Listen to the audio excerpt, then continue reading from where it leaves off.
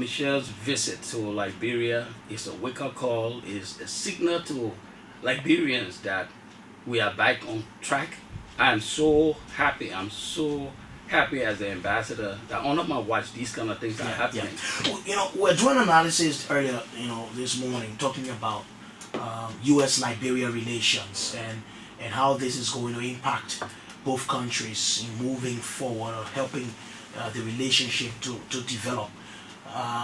The last time an American president actually made a very stern statement about Liberia was more than 14 years ago.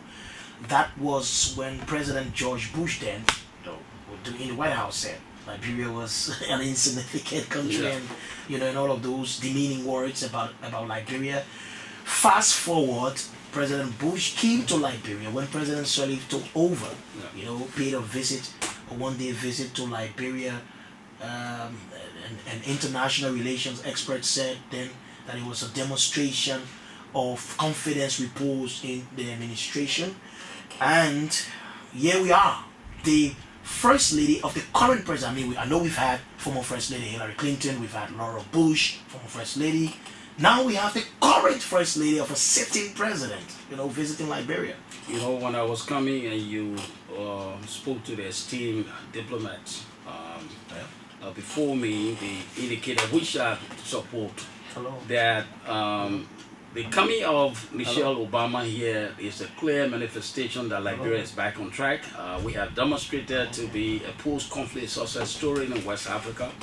We came from war, we fought Ebola, yet we are not keeping ourselves down. We have demonstrated that, so the world has recognized that they can do business with Liberia. If President Obama can be so comfortable to send his entire family, except the dog, I didn't see the dog, but the entire family to be coming to Liberia, that shows that they have so much confidence in us. That shows that they know that we have graduated from. Obviously, the U.S. wouldn't go to areas where they don't. Trust, perhaps. So I think as Liberians, let's take cue from there. Let us appreciate ourselves. Let's try to see what we can do to push this development forward. Sometimes my heart pains me when Liberians in the U.S. are on Facebook trying to badmouth their own government, their own country. But this is a clear indication that other people are watching us. Other people appreciate. I was looking at the picture on Facebook. What did she say to you when she got down from that Air Force 3? Oh, well, I said, Madam Obama, welcome to Liberia. When I was introduced, this is the ambassador to the U.S. Oh, how are you? How you doing? I said, welcome to Liberia. This is where sometimes I run away from Washington to come to say, nice. So they are very excited to be here. They were told that they would be passing through the rubber plantation to Kakata, and they would see rubber trees. They say, wow, rubber trees? I say, yes. So they are very excited to be here. Unfortunately, she's read extensively on African history. Oh, yes, perhaps. they do. They get a lot of briefing before. In fact, one of her staff in her office is the granddaughter of President Tubman. Wow. Yes, and Tubman is on her team. She's very excited to be here. Every time. She's here as well? Yes, she's here. Every time I visited the White House, she would say, Mr. Ambassador. She will continue to introduce herself to me like I had forgotten. I'm granddaughter of Tubman. So she was very excited to be on the team. Wow. Well, that's it. Let's talk a bit about US-Liberia relations, since you are the focal person representing Liberia there in Washington. What kind of feeling you get about enhanced relationship nowadays? Well, Patrick, as you say that our relationship with the U.S. has strengthened. We are not just traditional allies. We are not just, most time people say Liberia was founded by free American slaves, and so what? But I think we're going beyond that.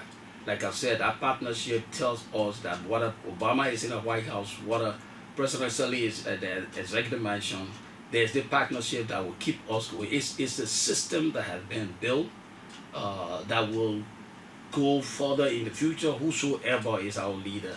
It binds us together further. Liberia has received a lot of support from the U.S., as you are fully aware.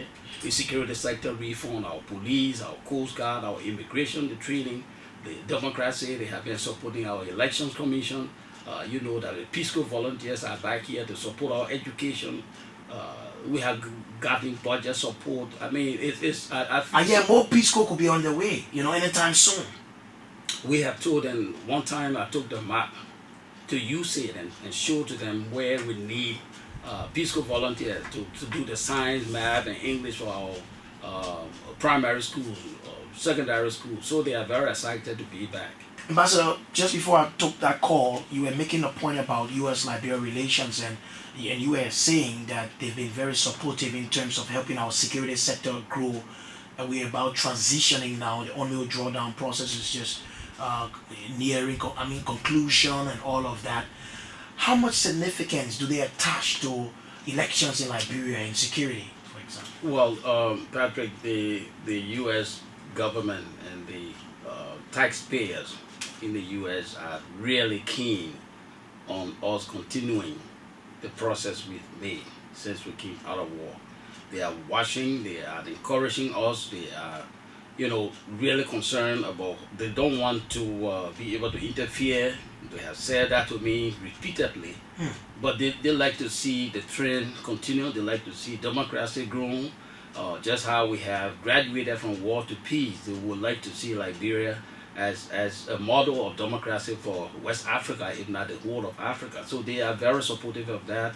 I must say that they support the election commission, they support, through the Carter Center, the electioneering, civic education, and all of these things. And we talk on a daily basis, all of the time. They are concerned about the well-being of Liberia and Liberia. That mission cannot be dormant. So give us an idea of what does it look like during the period of a week with requests from investors and tourists who want to come to Liberia, having heard about this country, they want to be here. And every time these big guns from the US come, they interest the other people there too to want to come. Well, yes, Patrick. Again, security, peace and security is key to everyone who wants to come to Liberia, who wants to come and invest in this area. We have a virgin opportunity. They believe in our government. They believe that we have been able to restore hope. We have been able to exercise and demonstrate good governance, and that is encouraging people. So every time I go to programs, what is at the State Department, what is at the White House, what is diplomatic reception, people ask me, how is Liberia doing? And I must say proudly so that whenever they ask me, how is Madam President, I say she's fine. So that had been able to elevate my own level of comfort in Washington, D.C. And then a lot of people have. That's where there are many ambassadors. Many. Yes, I deal with 193 ambassadors. Wow. All members of the diplomatic corps. The diplomatic corps. We meet every now and then. The African ambassadors group meet once a month. The ECOWAS ambassadors group meet twice a month. And in fact, they wanted me to head the ECOWAS ambassadors group. I said, we can't be mean to you. My president is just the chairman for the Monetary Union. That is the main reason why you should have had. But we got good rating in Washington and among the diplomatic corps. Okay. Now, I was asking about attracting investors and people wanting to take advantage of our virgin resources, if I may say. Your response. Well, a lot of people are watching, and Patrick, the challenge has been this infrastructure, the necessary infrastructure, electricity, water, the road condition. Of course, the sea that we're making tremendous effort in improving our road condition. Hopefully, when the Mount Coffee Hydro come live, that will send another signal to investors. It will be investors to be wanting to come and open factory. Nobody wants to come and pay 54 cents per kilowatt hour to open a factory or a manufacturing plant. That's a lot. I think that is our little handicap. We hope that we can graduate from that, so that as we speak to potential investors, we can speak to them with confidence. Let's talk about some other issues now with Liberians there. By the way, do you get the cooperation from Liberians there? Well, are they keen on, showing some sort of respect for the country they come from and what is? I know 26. There's always this big jamboree at the embassy there. Oh yes, that's the big thing. In fact, when I was appointed by the president, the first year, 2012. I was here just before the Independence Day. You said, Mr. Ambassador, you have to go to Washington. You need to be there for July 26th. That's the big thing for the Liberians in the U.S. Yeah. So July 26th is always a good time when you want to see old friends, old schoolmates, old classmates. That's where You they go meet. yes. They come from all over the They U.S. come from as far as Canada, Wow. California, Minnesota. They come raining down on Washington D.C. So that's where you're having it this year? Yes, we have it at the embassy. We usually start with cultural extravaganza at the embassy ground. Where you take the cultural people from? Well, the Liberian cultural ambassadors are in Philadelphia, Patrick. They do dance, we Liberian have the traditional dances. This year, July 26th, I will have the Gil Devil and the Betu in Washington D.C. Gil Devil in America? Yes, we do. They fly. You know, That's- these devils fly by night. So, but the importance of that is there are a lot of kids that are born by Liberian parents On that who side. have never been here, who don't know their culture. So Yeah. we use that day for them to come see what the Liberian culture is, the different attire, the different food, you know, music and things like that. And so that's how we celebrate. But on the other side, And the embassy sponsors that. well, we do get sponsors. Okay. We do get sponsors. We, you know, ask people who can lend the cultural ambassadors. Quite a lot of money. It costs a lot of money. Sometimes some people volunteer, some people donate. And just, you know, we're not in the money making thing, so we don't go about selling tickets. We don't sell tickets, but the goodwill people always support us. But on the other hand, sometimes we get our Liberian people. I'm between the sisters all of the time. If anything goes wrong in Liberia, they come raining on the ambassador. It's as if I'm They come- responsible wow. for everything. I should give. If a Liberian commits a crime there, Yes. the ambassador I answers. get phone calls like 3 a.m. If the Liberian had gone to the club and caused trouble and they get hold of him, they want to reach somebody. If it's immigration problem, they call me 1 a.m., 2 a.m. in the morning. Sometimes when Liberians leave from here and they have immigration problem, I remember during the Ebola crisis, people who were refused to land, who they denied from landing. A lady was pregnant and they did not allow her to land, and I got a call 4 o'clock in the morning. I mean, you know, these things happen. I'm like, How many of those calls you get all the time? I mean, I'm sure the rate has decreased. it had decreased, but during the Ebola crisis, it was a lot. It was a lot. And of course, it's not everyone that is focused. We got some smart Liberians who are going to schools. I'm sure that's as opposed to the calls you get from Canada. A lot of Liberians want to go there. There are a lot of Liberians in Canada as well, and most of whom don't have immigration documents, and that's the problem. And because we don't have an office established in Canada, so all the calls come across the border to us. I make 3, 4, 5 trips in 6 months to Canada because we don't have an office there to deal with immigration problems. I mean, you know. So the last time you were on air, I mean, we had an interview with you live on the line when from Washington, and you were speaking about some Liberians who had fallen in trouble, broken American laws. They had gone through their trying period, and they were very well on course to be perhaps deported. How is that going now? Yes, Patrick. I think I indicated that we had a total of 229 Liberians in different categories who are unwanted in the U.S. and Canada. Out of the 229 we interviewed, we have 167 whose documents have been established. Some of them got, you know, offenses that they have already served their terms. Out of the 167, there are 67 of them that have been determined for deportation. But we are still working with the U.S. government. We are still working with ICE, the immigration, USA, Immigration Canada, to see how we can do this. Because it's not just a matter of giving travel documents. Those come from Canada, not only the U.S. though. We got 33 from Canada and 34 from the U.S. We make up the 67 that's supposed to be removed.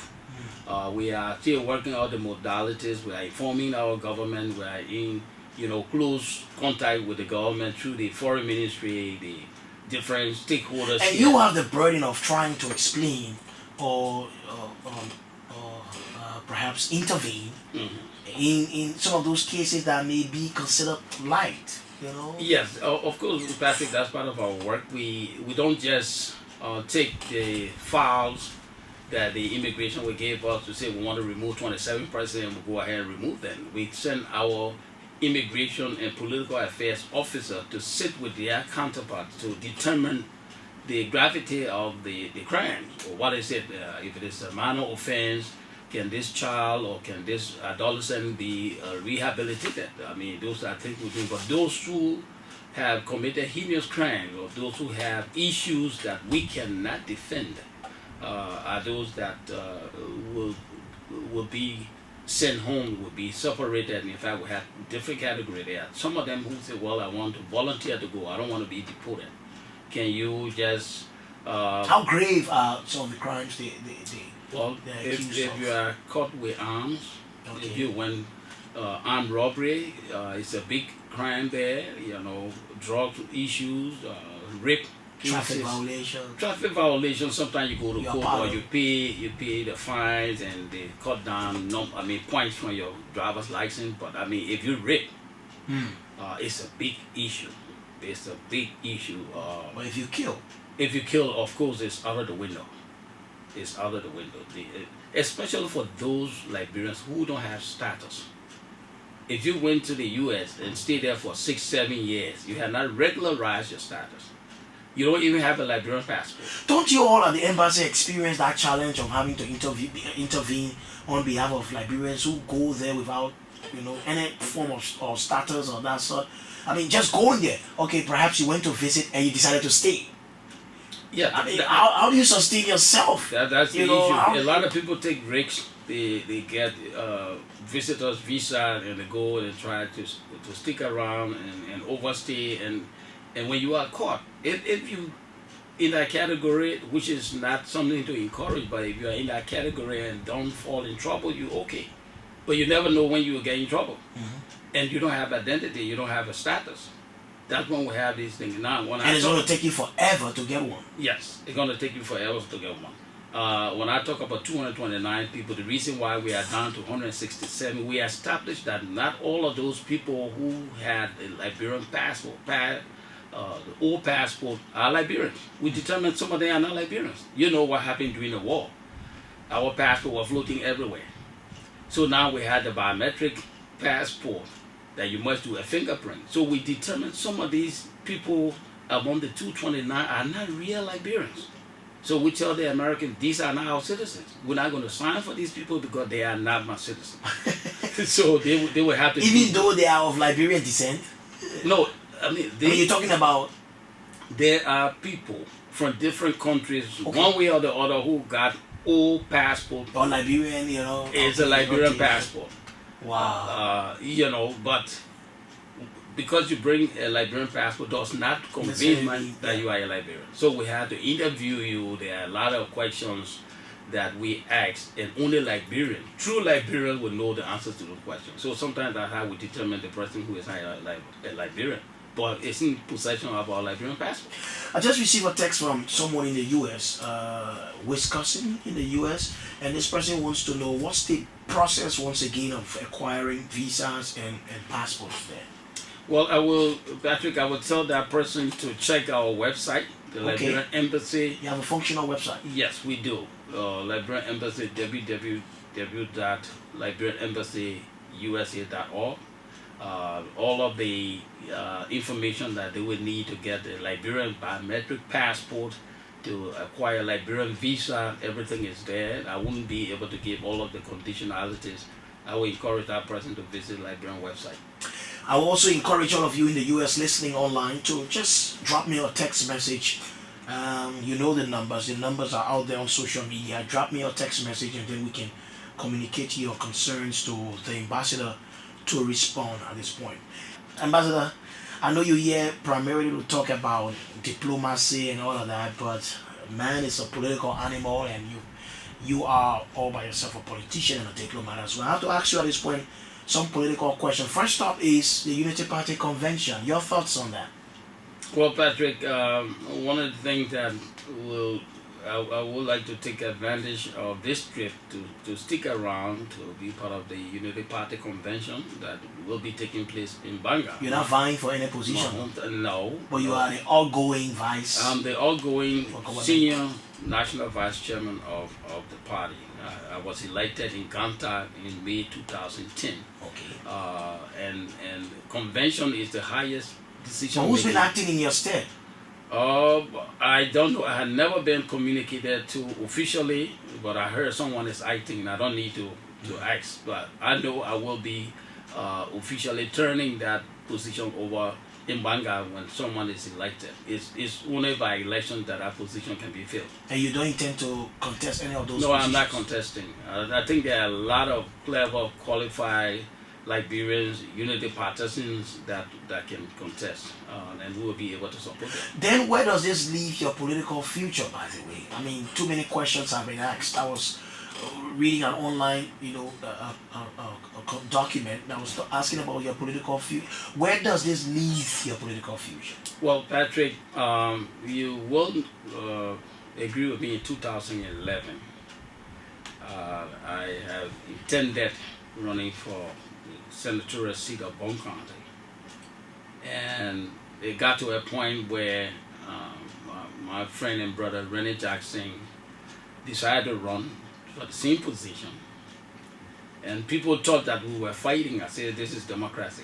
Let us go through and make the best person win. But the Unity Party at the time did not believe that we should do it that way. They asked me, our president asked me, look, Jerry, I want you to step aside and let Rennie go. The future holds a lot.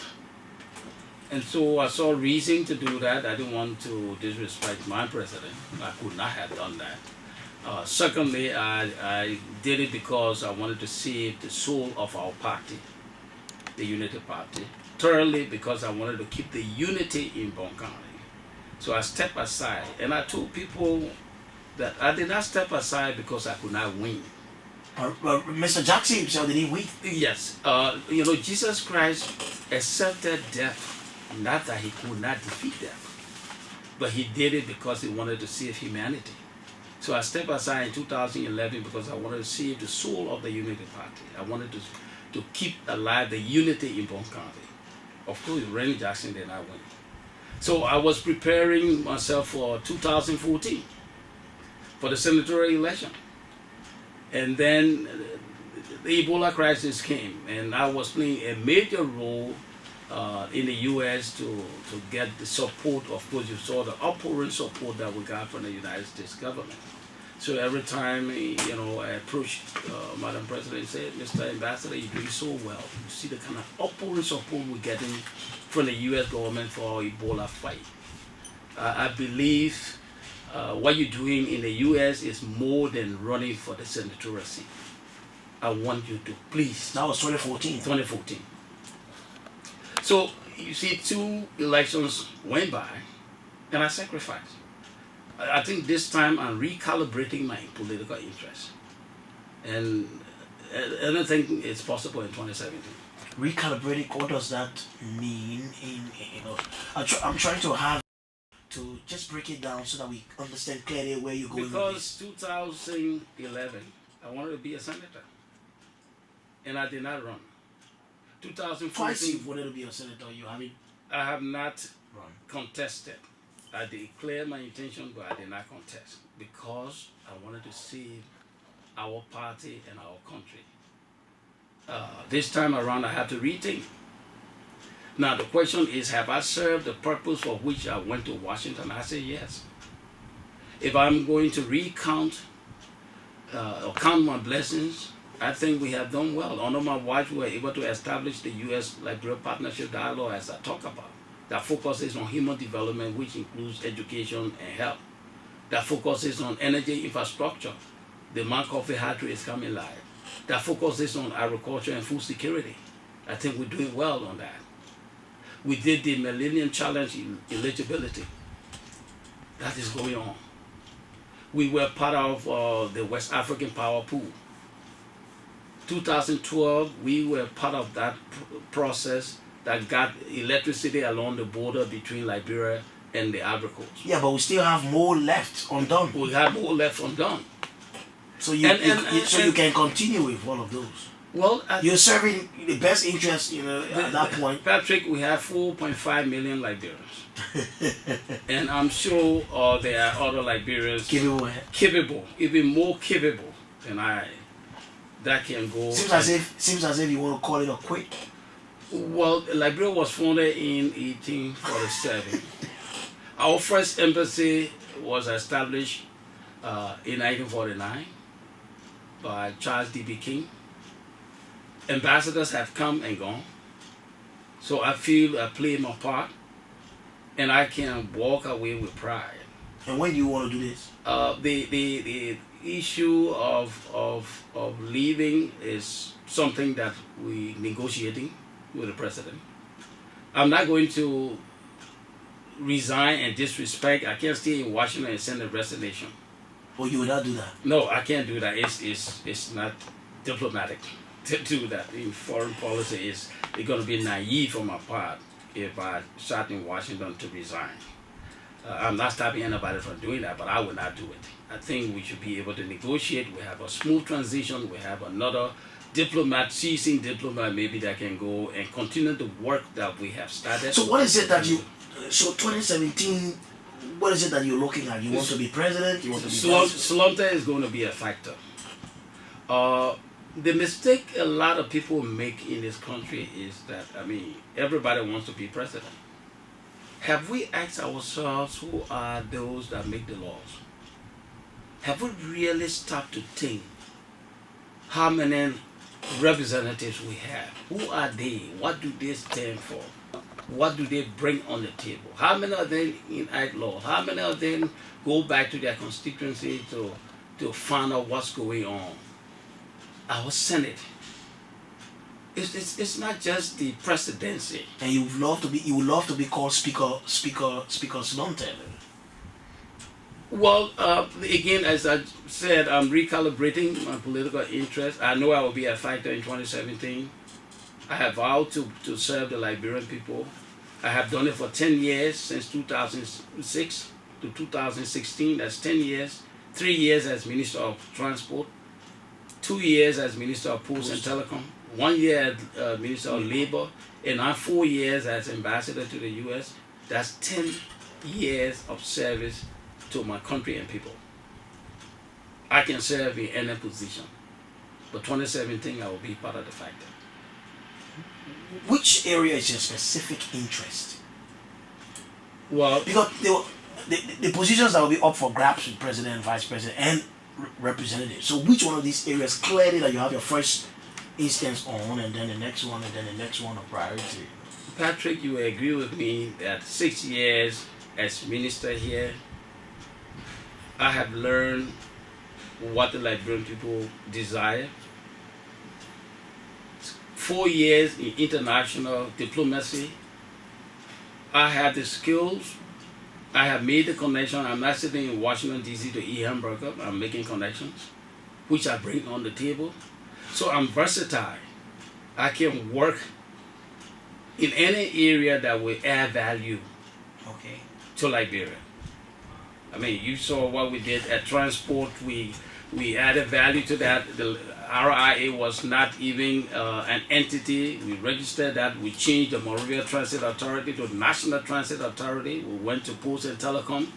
We liberalized the GSM licensing regime. People didn't like it, but you saw that we were able to break the monopoly and brought SIM card from $15 to $1. We are proud of the track record that we have left. I think we can serve the Liberian people more, especially with our international. Which vessel you intend to use to achieve that feat? It has come to the point that the Liberian people are not particularly keen on party. I think they are looking at the profile, they are looking at individual, they're looking at the characteristics of a good leader to lead. It's not necessarily about party. So you will agree with me that during 2017 there will be a lot of coalitions. So it's not about a single political party. I think what the Liberian people are looking forward to is somebody who had that leadership who had Liberia at heart, who can sacrifice. It's not about what they can get for themselves. So at this point, you don't necessarily have to use the vessel of the Unity Party. I mean, you can. The fact that there will be coalitions, I just told you can form a part of any of these. I just told you I'm going to state. I'm going to Banga to prepare for the Unity Party convention. Unity Party might collaborate with other political parties. So whatever the case is, I will be part of collaboration. Okay. Let me open the lines at this point, and for those of you who have just joined us, we're in conversation with Ambassador Jeremiah Solunteh from the Liberia's ambassador accredited in Washington, the United States of America, and we have actually been, first of all, touching on the visit of First Lady, U.S. First Lady Michelle Obama and her two kids, her mother as well. Also, we've been looking at US-Liberia relations in terms of diplomacy, where how far have we now been able to strengthen that relationship, and also we spoke briefly about some Liberians who committed all sorts of crimes in the US, but the intervention is still ongoing to ensure that there is a smooth process. And then we talked a little bit about politics. So at this point, we'll open the lines and let's hear you. Perhaps 5 callers, 5 callers. Let's hear your views. So I will announce the numbers: 0776 089 713. Again, 0776 089 713 or 0880 514 096. So once you call us on those numbers, trust me, you are straight through to the line. I think I have the first caller. Hello. Good evening, Mama. This is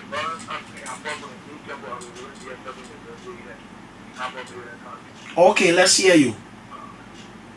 basically, I listened to the statement, and I was badly. Hello. Hello. Hello. Hello. First of all, did you listen to me outlining our major talking points, or you're only interested in the one you had the regular general talk the toilet, bro?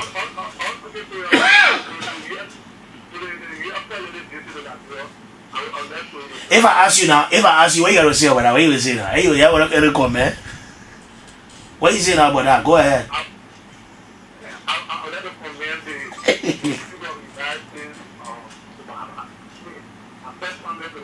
My man, that one. What you want to say now? Okay, come to the politics now. That the way you want to talk about. So come to it. That the way you interested in.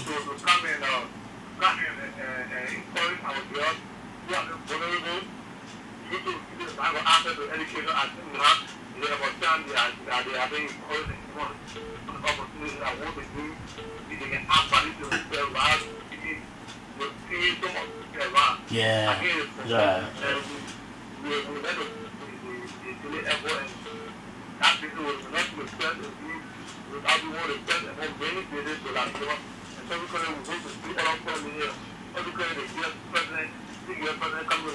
Okay, so now, okay, so your first point, quickly you want to respond. He says you rather stay on that side. I mean, he began by saying that before coming on to applauding the U.S. government for, So your I think Lawrence, but I don't think he's the one. He does not have my destiny, so he's entitled to his opinion.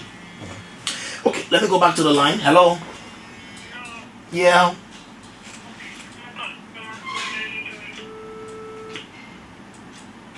Please go ahead, sir.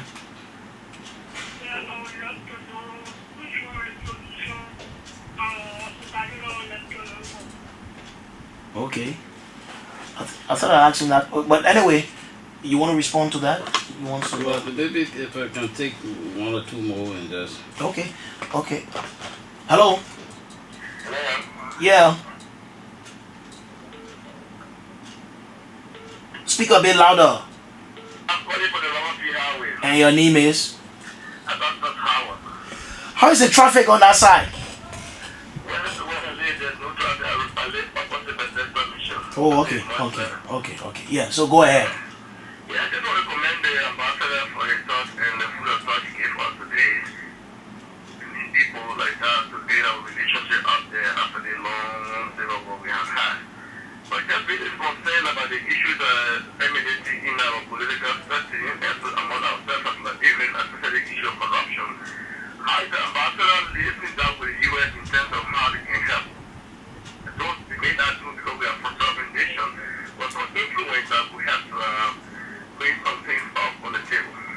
Okay. Dealing with issues like corruption and girls' education. And so I'll take one more and then come back to it. Hello? Hello? Hello?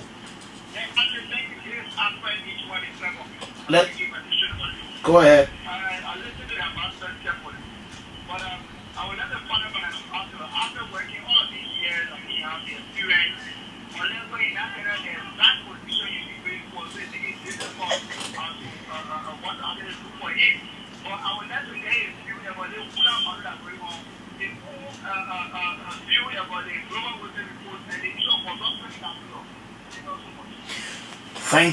Thank you, Ambassador. You have to pick that one up until after this. Hello, hello, hello.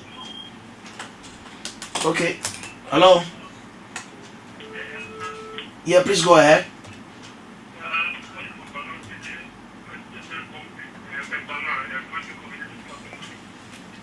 Okay, you call from Banga. Let's hear you.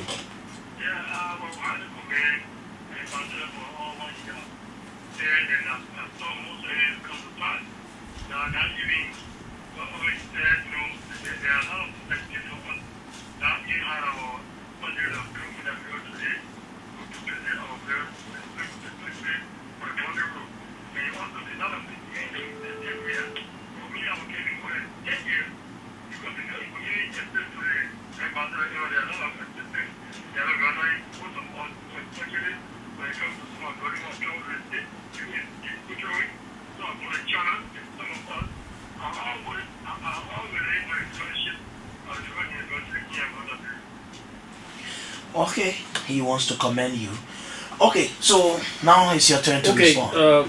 Patrick, let me say hi again to Lawrence from Harper. I think when he say I should stay in the U.S. and do more, I think he's trying to commend me for the work I'm doing, which I appreciate so much. But as I said, there's time for everything. Maybe it's about time for me to come and enjoy some of the country rights. And the second person talk about position. Again, everyone wants to know what I'm going to come to run for. That will be dealt with soon, very soon. We are still consulting, finalizing our consultation across. We'll be able to tell the Liberian people what part we can play. All I can tell them at this point will be a factor in 2017, but pretty soon we'll be able to tell them specifically what. That also tells me that most of them will be able to support whatsoever we will be vying for. You don't intend to be inactive in 2017? We don't intend to be inactive. Gus on Rafi Highway talk about the corruption fight. The U.S. knows that Liberia is a sovereign country. All they can do is to encourage us. I think part of the thing they have been doing is to support our judicial system, judicial reform. When you have a court system working, then the fight of corruption can be dealt with. I think that is where they stand. They will not come and grab Patrick Horner and say, look, deal with this guy. But they can help the court system to improve its working relation, to make sure that cases that are that need to be adjudicated are done so. So that is how far the U.S. can go with our corruption issue. Alfred talk about same position, what position will I be vying for? Alfred, I can tell you and the rest of the people, even the Liberians sitting in the U.S., they bombard me every day. I think we'll have an idea of that once you go for the convention. You know, some kind of way you have to say politics. Let the Banga convention pass, and hopefully people will ask you questions there. Journalists will ask you questions there. You will not escape that question. Well, you know, when we get to Banga, then we'll see how the wind blows. The issue of a global witness report, I think all Liberians are looking forward to the logical conclusion of that. We have the court system. I think they set up a presidential task force to deal with this. We should not jump into conclusion. It's something that has to be investigated. I think Liberians should be patient enough to see how this can be dealt with. Whosoever name is involved in that, let's give the process a chance. Let us encourage the system to deal with issues Today it is Mr. Paul, tomorrow it could be Mary. So I think what we should do is to respect the system and encourage those who are the players to make sure it comes to a logical conclusion. Moses, well, his was a commendation from Vanguard, so I'd like to thank him. Okay, thank you, Ambassador. I'll come now to you for some closing words, and then we can part company. Thank you. Well, Patrick, I'd like to just tell the Liberian people, our own citizens, that when you see people like Michelle coming to our country, it tells you that somebody value your friendship. They know you. They know you. The word is big, but they know you. If somebody tell you, look, I'm coming to the house tomorrow with my daughter, I'm bringing my son to come visit you, just to say hi to you. It means they value you so much. You should sit and ask yourself, the paramount coming to my house? The superintendent say he coming to my house? That means you have been noticed in the community where you live. Liberians should see this as positive, and that we should be able to see the coming of Michelle to Liberia as a big mirror that was find ourselves in. Let us start to appreciate ourselves. Let us try to encourage one another to see how we can push our country instead of tearing it down. I heard somebody talking about a group going to the airport to complain to Michelle about situation in Liberia. We are the only ones who can solve the problems that we have in this country. Most times people in the US, from Staten Island, from wheresoever, to say they will demonstrate and come to the Washington DC, to the US State Department to demonstrate against government in Liberia. The Americans have so much to think about than to meld into our internal business. So I want to encourage Liberians that it's about time that all of us get together. You have to sacrifice some way, somehow, to get your country going. The young people, the women, even the marketeers, they got a role to play. I think what we should do is we don't have to agree with one another necessarily, but respect what your colleagues say. And together we can move this country forward. I want to thank you, and what a way to close up this session of today's edition. Thank you so much for joining us, Ambassador. Thank you. Thank you so much, Patrick. I'm happy to be back home. Thank you. Okay, so that's how I would like to take leave of you. God willing, tomorrow Saros will join me, and tomorrow we'll be back here. Until that time, do have yourselves a wonderful, God-blessed evening. Bye-bye.